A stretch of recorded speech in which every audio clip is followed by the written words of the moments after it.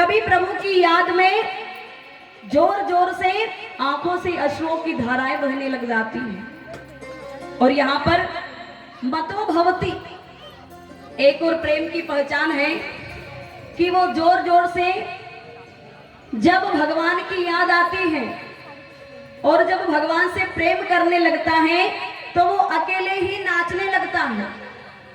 ये प्रेम की पहचान है, अकेले नाचना।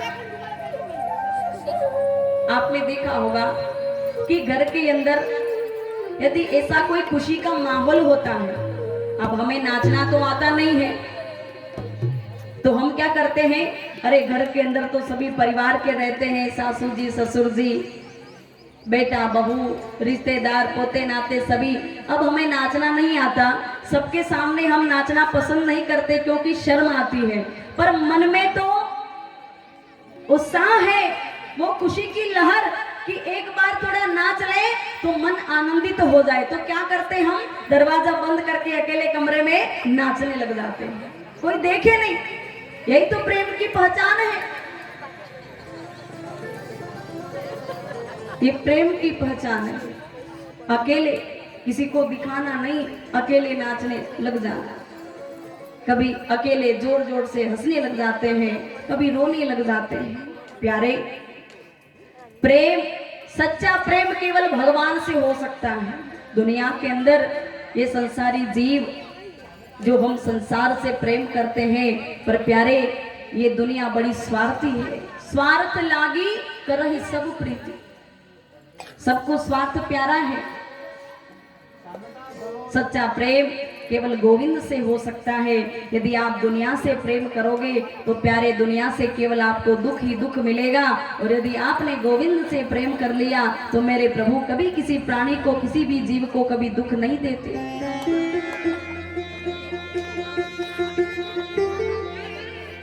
अरे वो परमात्मा वहां से यहां तक चल करके आ गया तो फिर देरी किस बात की है, हमें भी उस तरफ कदम बढ़ाना चाहिए।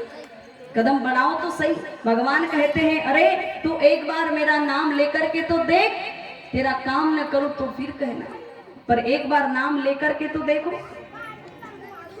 क्योंकि हमें वो पक्का विश्वास नहीं है। हम क्या करते हैं, कभी महादेव जी के मंदिर चले गए, कभी सांवलिया जी चले गए, कभी माता जी के मंदिर चले गए, कभी कुल देवता के चले गए। अलग अलग जगह पर जाकर के सभी देवता गणों के पास में जाते हैं, सभी देवताओं को मनाते हैं। प्यारे, कोई भी अपने जीवन में एक इष्ट देव को रखो और उन पर दृढ़ विश्वास रखो। विश्वास पक्का होना जरूरी है।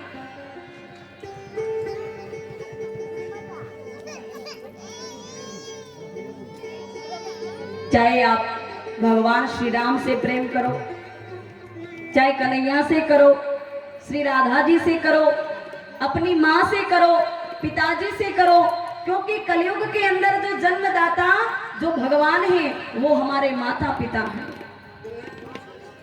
सच्चा प्रेम केवल माता पिता से होता है, भगवान से होता है। बाकी तो दुनिया के अंदर प्रेम दिखावटी बनावटी प्रेम है। सच्चा प्रेम किया है गोपियों ने भगवान से, रग रग में भगवान को बिठा लिया। और यहाँ पर गोपियां, भगवान क्या करते हैं, भगवान ने जब ब्रज के अंदर महारास लीला करी यमुना नदी के किनारे, तो सबसे पहले उन्होंने महारास करने के लिए एक समूह बनाया। जब रस समूह में इकट्ठा होता है तब महारास का प्राकट्य होता है। अब यहां पर भगवान ने सबसे पहले योग माया का सहारा लिया है। जब भगवान महारास करने के लिए जब योजना बनाने जा रहे थे, उससे पहले कुछ दिन पूर्व ये जो ग्वाल बाल है, जब से भगवान ने गोवर्धन जी महाराज को अपनी इक्कनी उंगली पर धारण किया, तब से ग्वाल बाल कन्हैया से कहते, अरे कन्हैया, हम कितने ब्रजवासी थे, पर फिर भी आज तेरे आगे हम सभी नतमस्तक हैं, हार गए। अरे तू कहां से आया, कहां का रहने वाला है, तेरा नाम बता तो बता, तू हमें इस धरती का तो नहीं लगता। तो भगवान कहने लगे कि मैं तो बैकुंठ से आया हूं। क्या कहते हैं भगवान कि मैं बैकुंठ से आया हूं। तो ग्वाल बाल कहने लगे अरे तो फिर बैकुंठ में तो यहाँ से भी और अच्छी अच्छी व्यवस्था होगी, बैठने उठने सोने खाने पीने की, अरे तो तुम वहां पर क्यों नहीं जाते। भगवान कहते यही तो बात है,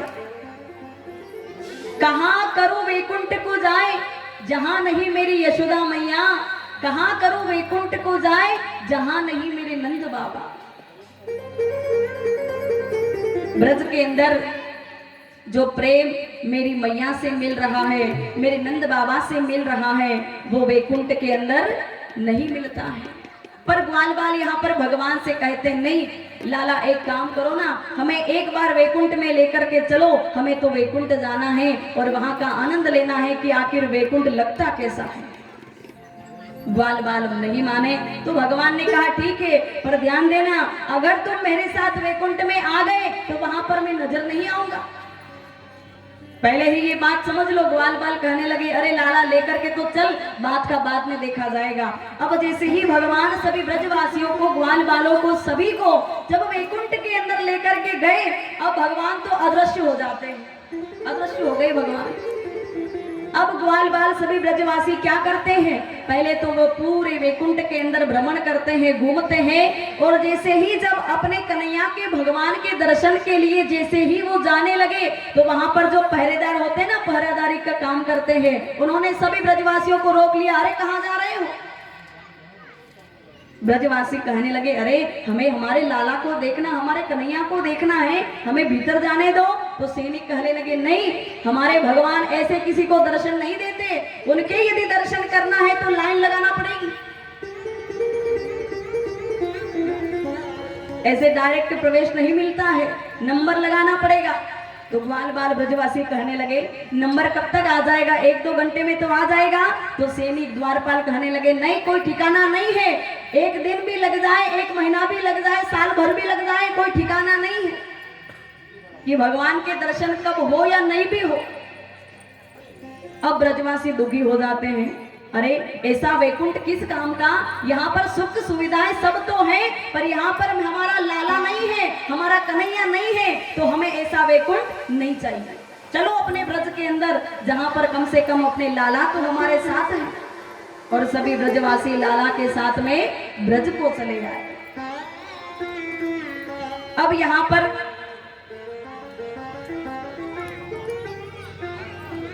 जब नंद बाबा एकादशी का व्रत करते हैं तो वो अर्धरात्रि के समय जब नदी के अंदर, यमुना के अंदर स्नान करने गए तो वहां पर वरुण देव के दूत जो थे वो नंद बाबा को लेकर के वरुण लोक लेकर के चले जाते हैं।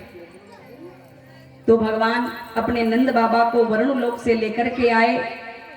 भगवान ने लीलाएं तो अनेक करी, कालिया नाग का उद्धार किया, गोपी चीर हरण, ब्रह्मा जी के अभिमान को दूर किया, जंगल के अंदर गए, गौ माताओं को चराने गए।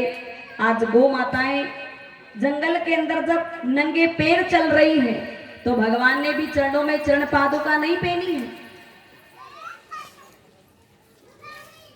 इंद्र देवता के अभिमान को दूर किया। आज भगवान कदम के वृक्ष के नीचे बैठे हैं, योग माया का सहारा लेकर के आज महारास लीला करने के लिए